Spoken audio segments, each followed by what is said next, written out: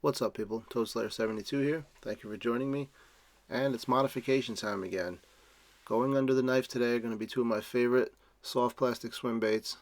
And I'm going to be taking their non-weedless fixed open hook versions of these baits and converting them into weedless baits using an old school design that most bass fishermen are probably familiar with. And I'll get into the specifics here in a minute as to why I'm doing this in the first place. So strap in here for the step-by-step. It's a little bit of a long video, but here we go.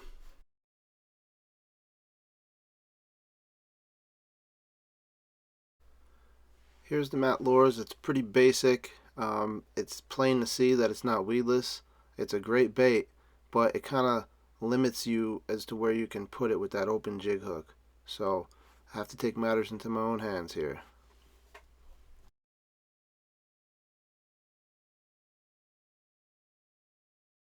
What can I say? I'm a total HUD fanboy. It's my favorite bait completely, not just soft bait. It's gotten me my best swim bait fish. They do offer a weedless version though, in the 8-inch and the 68, and they also have the bluegill. Now, I've caught some really big fish on this weedless 68. I don't own any 8-inch, but I do use the 68 quite a bit, and I've used the bluegill a decent amount. The problem that arises with this style of design is you get into a hookup ratio issue. And I've been fortunate enough that two of my really big swimbait fish I haven't had a problem with. I got them both in the net on the weedless 68 here, but I've had enough other fish come unbuttoned, and it's just like a known thing. You have to acknowledge it's a potential issue. Now I know some guys that haven't had any issue with it, and that's cool, but this design, it's a known thing. You can't get around it. And that doesn't set well with me. I just don't want it to happen at the wrong time. So with that said, here's my solution. The fiber weed guard design. This is proven, old school, and best known from using with jigs. And that's what this tutorial is about. Transforming these baits into weed guard design baits.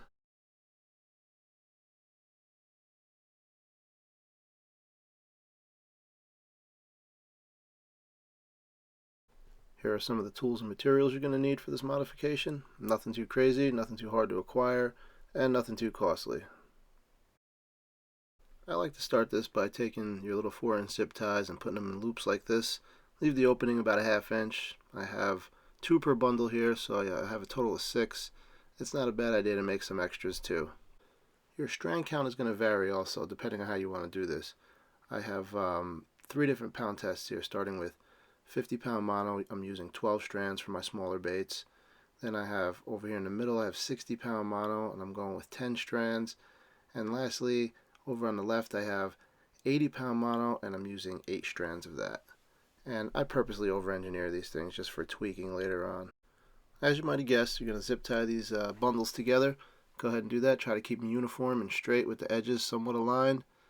And keep your zip tie a little bit loose. Rather have it more on the tight side, but you want a little bit of freedom of movement, and you'll see why here in a second. You're going to take your super glue. This is, as you can see, the Gorilla Glue. And I'm going in between all these strands here. We want to bond these together pretty decent. And I'm also going to be using epoxy too. I like this 2-step process. This can get a little tricky here because you want some tension on this, but as you get closer to the edge here, it has a tendency to want to just shoot off. So keep some extra zip ties handy for that if that happens. But what you're going to do is just slide this up, leave maybe 1/4 inch, 3/16, something like that, and leave it like that. Next, take your second zip tie, as I mentioned, 2 per bundle earlier, and you're going to bring it up close to the first one. Draw it down so that it's loose enough to move it again. You want to get it right up against the other one pretty close, and then bring it back in the other direction. And this keeps it from bunching up in the middle. Take your time with this. Go nice and slow. Try to keep it as uniform as you can. Slide that second zip tie back and leave about 1 inch in between the two. And you want to offset them a little bit too. It makes like a little tripod, so it's nice for curing. After about 20-25 minutes, that's what I did with this glue. Go ahead and cut that off. You want to do it when it's still a little bit wet under there. It's just easier to get the zip tie off. Let it cure about an hour before you move on to the next step here, which is epoxy. And this is pretty straightforward stuff. I use a throwaway brush and put a nice little coating on there. And I recommend doing a few extras just for future use. And I give about a 24-hour cure time.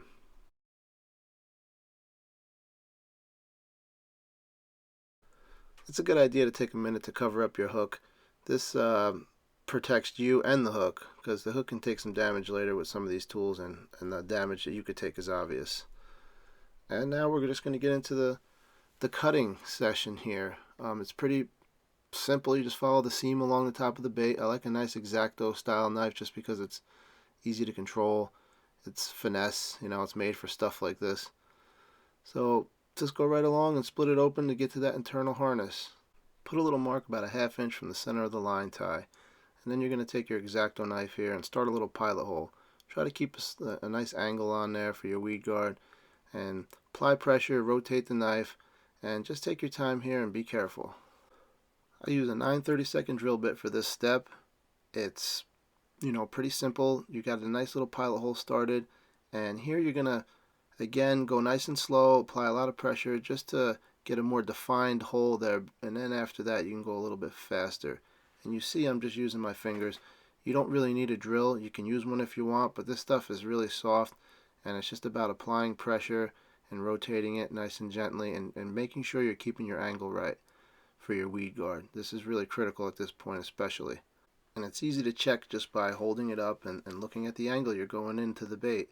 That looks like a good weed guard angle, so you run with it. But it's important now to keep everything lined up straight and in a proper angle, because this is what's going to affect your weed guard later. Now we're ready to trim this thing down.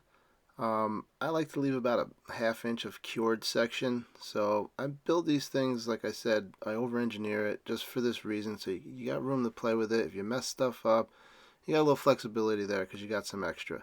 So trim it down and bring the file, hit it real quick. You're going to prep the edges and smooth everything out and get it ready for its dry fit, which is an important step here because you have to make sure everything is how it's supposed to be. This is where you check your alignments, your angles, and everything's got to be right. So make sure you're good before you move on. And moving on, I'm going to show you real quick with the 8-inch HUD. The first few steps of this are the same as with the Mattlures. You're just cutting along on that seam. The rubber's a little thicker here, the plastic, so you got to make a few passes with it. And you're probably about 5/8 of an inch here, a little bit further down away from the center of the line tie where you're going to put your mark. But again, keep it centered. And then you're going to move on, make a pilot hole, and you're going to do the same thing with the drill bit. And then we're going to bring in the real bit, the real drill here, because you're going to be getting into some metal underneath. And you can see there's a little hole there ahead of, like, more forward on the bait. I messed up a little bit, so I had to redo it. There's a sweet spot there for me, and I like to get about 50-50 with foam and metal. You see the metal shavings coming off. And just go gentle with that drill. You don't really have to get on it really hard. Again, it's just pressure. That's what a lot of drilling is anyway, is pressure. And I'm reaming out the hole here a little bit just because I'm using the bigger weed guard on that. And again, just go gentle with that. Just short little bursts. You don't need anything crazy. Here's a nice example on a 68 here of what your hole should look like. Nice and clean, and it's just smooth looking. Just like with the Mattlures, it's worth taking a few moments to do a dry fit. Make sure your weed guard is where it should be, got the right angles, got the proper coverage over the hook, and it shouldn't be an issue if you were taking your time in the previous steps.